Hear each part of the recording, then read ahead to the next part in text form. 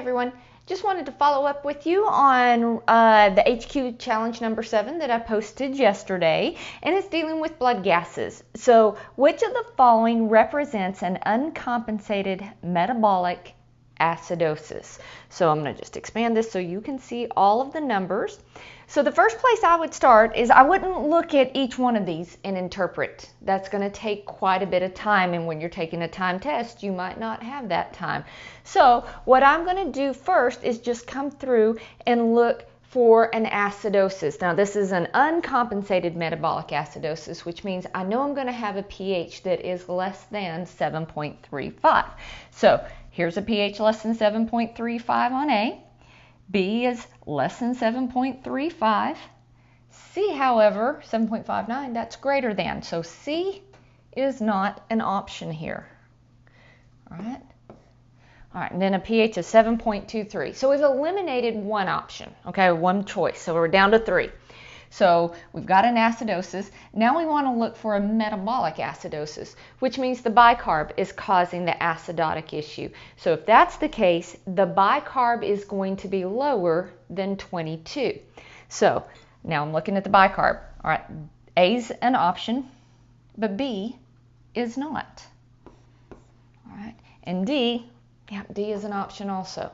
Okay, so we've got it narrowed down to 2. We know that these both potentially could be a metabolic acidosis. So let's go through and look at them a little bit more comprehensively. And I'm going to use my fast fact sheet. If you go to my YouTube video, you'll see where that is presented. What I mean by, I say that a 3-step little fast fact sheet. So pH of 7.23, CO2 of 22, and a bicarb of 9. All right, so this is the PaCO2 and this is the bicarb. All right, so the first step is we're going to label all of our components. So a pH of 7.23 is an acid, it's an acidosis, right? The CO2 is low.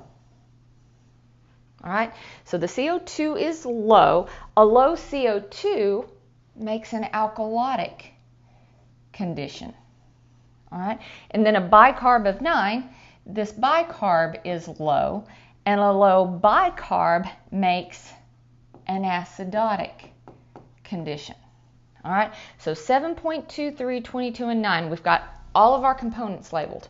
So we know this is an acidosis. All right, so we have to determine now, is the low CO2 or the low bicarb causing the acidotic state? Well, it's just this easy. The word acid is here.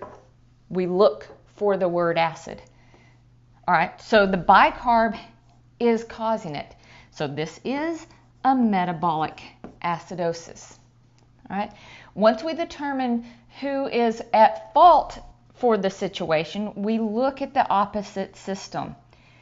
This is the compensatory system. And so if the bicarb is causing the problem, I have to look at the CO2 and ask myself, has the CO2 moved in an attempt to compensate?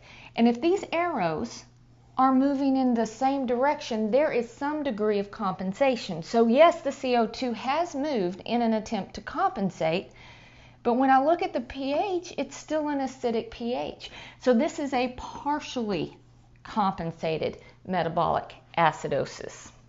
So D is not the option. That must mean that A is. So let's scoot this over and come over here. 7.19, 38, 14. All right, step through the process, label all components. This is an acid. This is normal. A low bicarb makes an acid. So our overall condition is an acidosis. Which system is causing it? The bicarb. So we have a metabolic acidosis. So once we determine who is at fault for this situation, look at the other system. Has the CO2 moved in an attempt to compensate? No. So the fact is this is an uncompensated metabolic acidosis. So the answer to this question is A. Now, if you are struggling with blood gas interpretations, you can go to my website, respiratoryhq.com, and I have a mini course where I will step you out through uncompensated, partially compensated, fully compensated, mixed blood gases, as well as more descriptive terminology that you'll often see on the MBRC test. So it's over there at respiratoryhq.com. Hope this helps. See you soon.